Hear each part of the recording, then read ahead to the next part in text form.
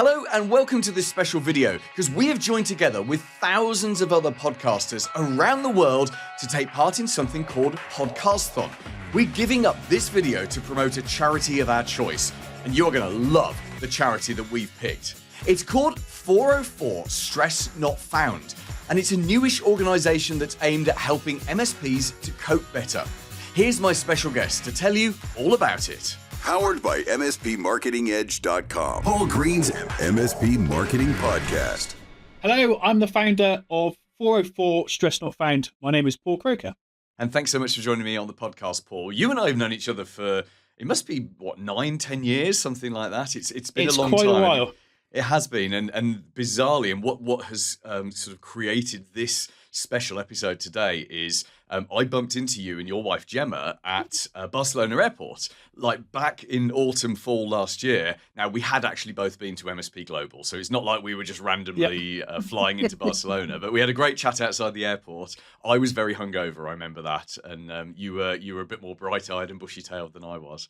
I think I just had a coffee as well, which probably helped. Yes, you had, which is a dangerous thing at 2 PM, but there we go. So, and we started talking about what you're doing with 404 Stress Not Found, and I realised this is the perfect thing for this special episode. So let's start right at the beginning. So just first of all, let's find out about you. So just give us the brief version of your story in terms of the MSP that you run here in the UK.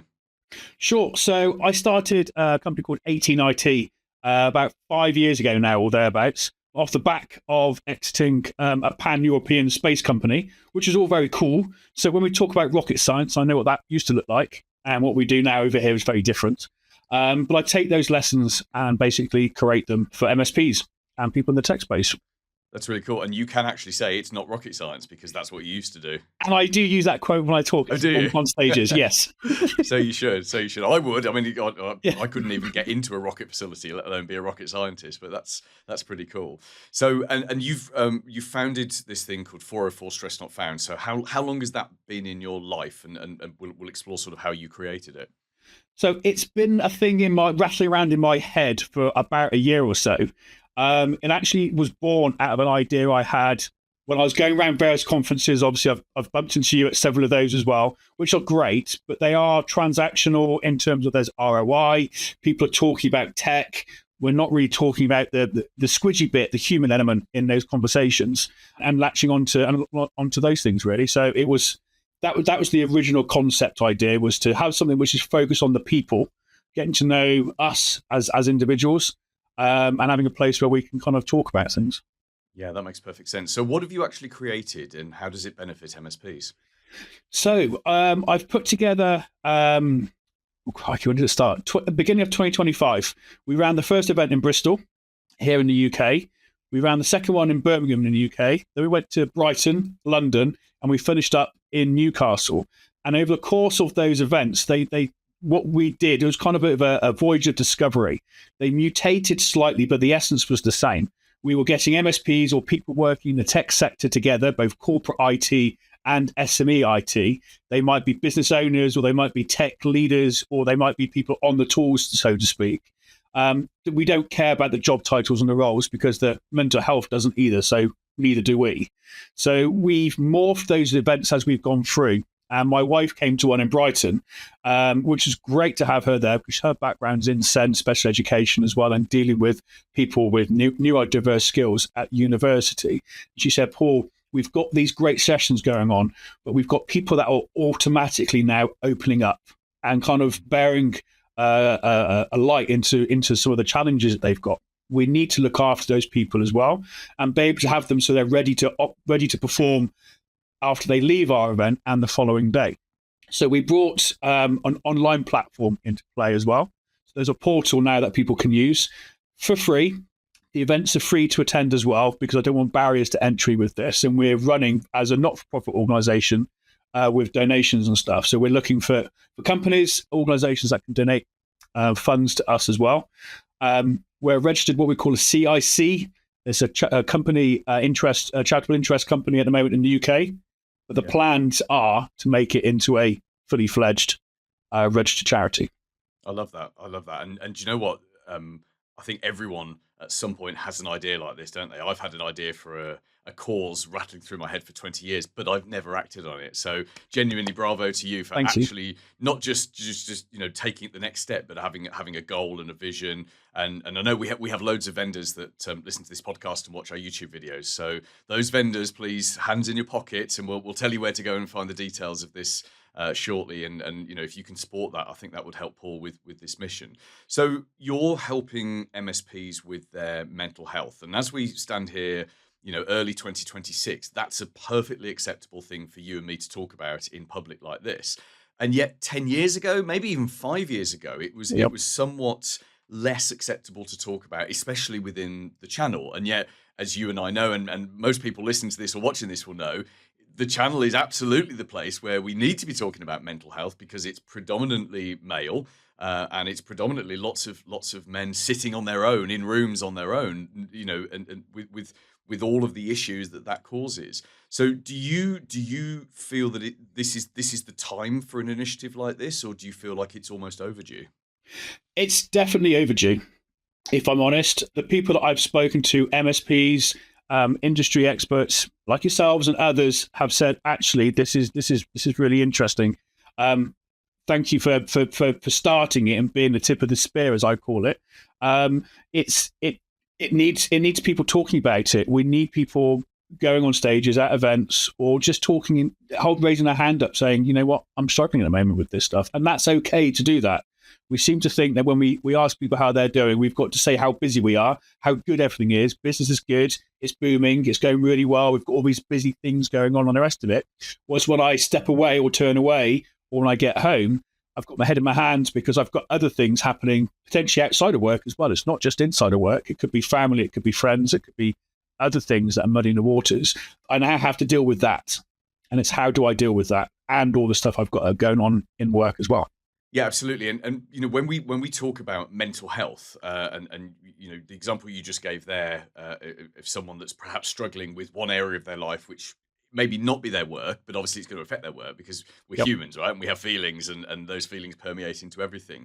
Do you see that it is, because we're talking about it more these days, that people are more likely to say, oh, actually, I'll go and join something like this, or conversely, to get involved with something like this and maybe go to one of the events, even though actually things right now for them would be great, but they want to keep things that way and perhaps support other people? It's a great point you make there, Paul, actually. And I've been talking with people who are struggling themselves, so they come to find ways in which they might not have thought about, or to share their experiences and see if they can help others. Because as you know, the channel and the industry is very sort of community minded in lots of these places. People that go to events and conferences want to help others and learn themselves, and they're curious. And I think that last part, the curiosity bit, really sort of comes to play here as well, because this isn't just for people who might be struggling or having challenges. What if you're a manager or a leader of some description? Wouldn't it be great to spot telltale signs in your colleagues or friends or peers who might be struggling or having a challenge at the moment?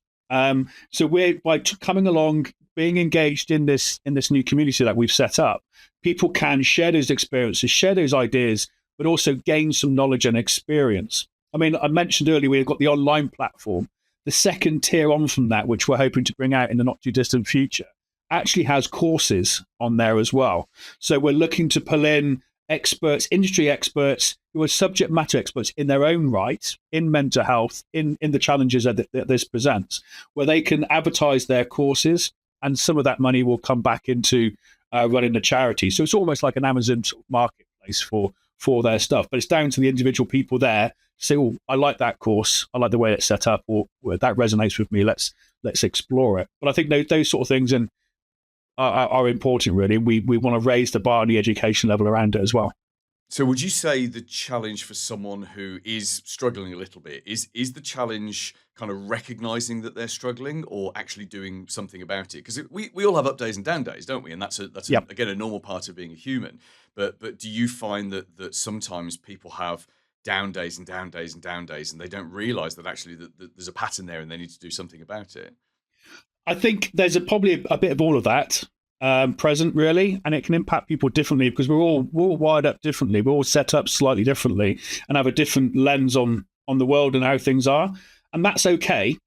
But I think you have to be that first point to go, something's not right. I'm not myself. Whether that's you saying that, or for my personal experience, I went out with some friends who I've known for years and years and years, and we hadn't caught up for a while. And they've said to me, they took me aside, each of them, there's 4 of them in total, over the course of the evening, and saying, "Hey, what's going on? Is everything all right? Like, really all right?" And they don't normally do that. So I knew something wasn't quite right when they were asking that. And for me, that was the start of really uncovering, do you know what? I've got some stuff going on which I need to address. And that was the start of my personal journey. Yes, it really starts with, you need to kind of understand yourself that something's not quite right. You might not have the answers, or might not be really wanting to fully explore it, but just to say, yeah, I'm not my normal self is always a good starting point. Yeah, and I guess, well, let me make this a question rather than an assumption. If you are very much alone, and by that I say, I live on my own, but I have my 15-year-old here, and obviously 15, kids, especially teenagers, they know when you're not quite yourself. In the same way when they're not quite yourself. But I don't live with my partner, so we live separately. So I kind of rely on my child, weirdly, to be the mirror, the reflection of if if she'll say, "Wow, you've been a real grumpy," I won't use the exact words she uses, but because they're swear words, but you've been a real grumpy person, for like all week, and that in itself can be a bit of a, oh, have I? I hadn't realised. So for people, do you find that people perhaps that don't live with a partner or don't have kids, or or certainly maybe post COVID, 6 years on, where are there perhaps people working for MSPs or within the tech industry who are still working from home, and actually the going back to the office never happened for whatever reason in their business, and that's perhaps not been to their detriment because they're on their own predominantly a lot. I guess it's this in all of these scenarios, isn't it? Absolutely, yes, absolutely. So again, it's all relevant. There are cases, unfortunately, of people who didn't cope well during lockdown, and unfortunately, they're not with us. So that's what we're trying to avoid. Is we want to avoid a place where people feel there is no other option for them. There's no one listening. There's no one there they can talk to or share an idea with. Some people, as you said, work on their own, live on their own, and that's their life. That's how they want to be in some cases, but not in all cases. But I think sometimes you do need to have somebody there to talk to or to reach out to. So we're trying to create that safe place, that inclusive space, where we're not looking at ROIs, we're not judging people, we're just here to listen. We're not medical experts, so we can't sort of say to you, "Oh yeah, this is the problem, and that's what you need to do, and here's some tablets and some." No. We're a peer-to-peer buddy system, is the way I describe it.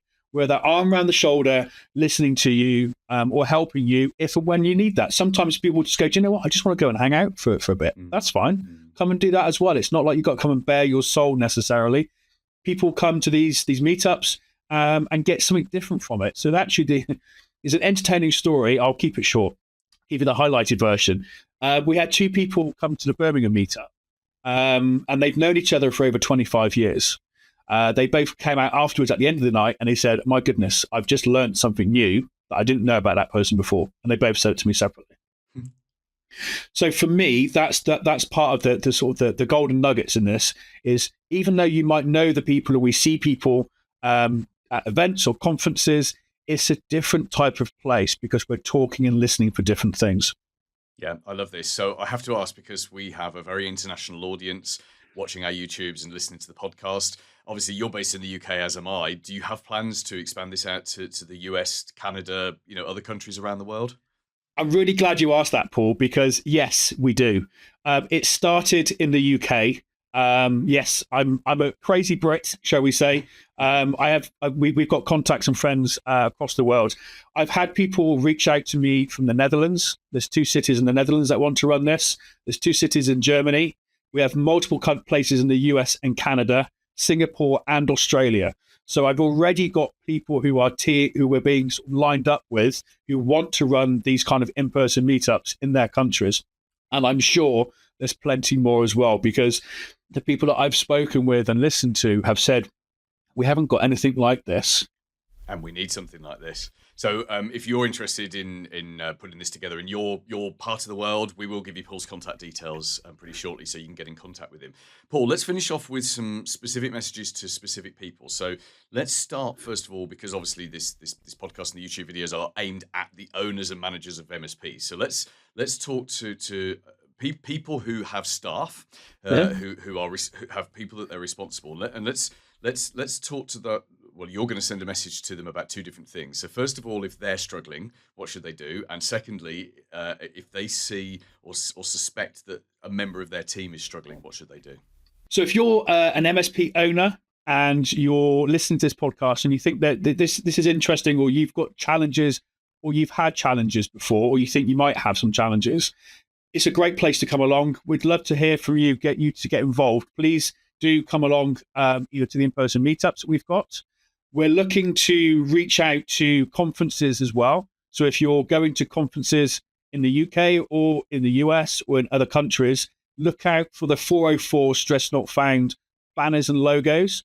We're looking at having a place at international conferences where there's a quiet room, a breakout room where you can go to and reset if you're new or diverse and it's too much for you. But the best thing to do really is to sign up, follow us on LinkedIn and sign up on our website, which is 404stressnotfound.org. And for those MSP owners who are looking at their staff, and you were saying earlier about some KPIs and tickets, and we're all caught up in delivery, and especially MSPs because it's a stressful job. But for those MSPs that perhaps in the evenings are reflecting on their team and thinking, Dave's not quite been himself for a while, what would you recommend that the best thing to do in that situation is? That's a great trigger point. So if we listen and hear to our team members and suddenly they sound a bit different, there could very well be something going on there. In fact, more often than not, there probably is. So we want to speak to those MSP owners who have got members of the team who might be having challenges, or they're not sure how to cope, or what can I say, what can't I say. I don't want to get my head bitten off, or whatever it might look like. Please, again, reach out, speak to us. Follow us on our LinkedIn page, connect with us. We've got people, we've got a board as well. We've also put in place a board of directors. And the idea behind that is that the fact that we have multiple people who can provide information and advice as well. Yeah, I love that. And just a sort of a final targeted message, I guess, is for employees who don't have the responsibility, but also don't have the control over the work that they do. So I guess it's the same messages, and it's going to be very similar answers, I guess, Paul. If they're struggling, can you give some reassurance that everything you do is confidential and that it's a safe place to reach out? But also, if they see the MSP owner or their manager and the boss they're working with not being themselves, I guess also that would be a similar thing of reaching out and chatting to you guys to see how you can help them.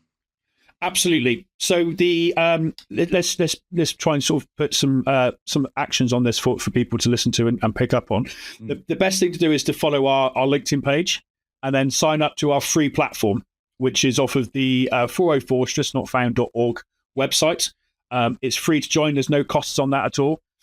It's safe. It's secure by default. Has to be. I work in cybersecurity, so we care about that as well. And then our in-person meetups, when we're having these meetings, we operate what we call Chatham House rules. So that's basically saying that when people are talking about their experience with their information, it's sensitive. So we need to respect that. And I also say to when we start the meetings in person as well, ask questions, be curious, but be respectful of what people are saying, because sometimes people will want to open up. Sometimes they're not quite sure, and it's going to take them a little while to do that. That's all okay. But we're here to provide a safe and inclusive space in everything that we do, whether it's online or in person. I love this. Congratulations on starting this, Paul. I think you've done an excellent thing, and I appreciate it's a group effort. And Yes. you nudged it into existence, and this feels like something that will just grow and spread. And we'll be talking about this in 4 years' time, in 2030, which sounds scary that's only 4 years away. And I think I can see that this will become something that just keeps going and becomes something huge. So well done for setting it up. Just I know you've mentioned it like 5 times already, but just for those people that tend to skip to the end of things, just tell us again the website, the LinkedIn. Oh, and also, what's the best way to get in touch? So for someone that wants to help, or give you, if for a vendor with funds or some kind of funding to help you spread this word, what's the best way to get in touch with you? So the best way to get in touch with me is via my LinkedIn profile. My LinkedIn profile is Paul Croker UK. Off the LinkedIn search bar, you'll find me. I've got a bright pink background, talk about doing IT differently with a cup of tea and some rock and roll. So I'm very easy to find. There's a LinkedIn page off of that as well. So join up and follow that. But please just make the connection on LinkedIn. Let's have a chat. Let's have a discussion. Love everybody to be involved in some form or another. It's only possible by pulling everyone in the community on board with this, or as many people as possible, because it's for the community, by the community. Coming up next week. So it's back to the normal format next week, and we're going to be talking about 5 ways to delight your existing clients without spending a penny. See you then. For MSPs around the world, the MSP Marketing Podcast with Paul Green.